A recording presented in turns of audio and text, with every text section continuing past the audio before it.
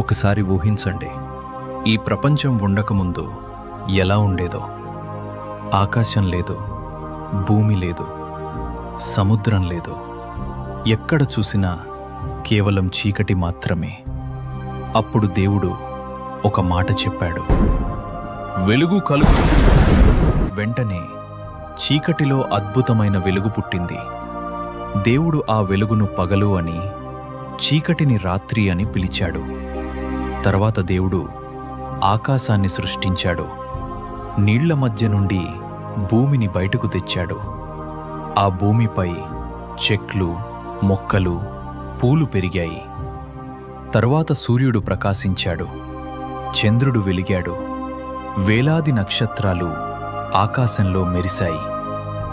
సముద్రంలో చేపలు, ఆకాశంలో పక్షులు, భూమిపై జంతువులు పుట్టాయి. ఈ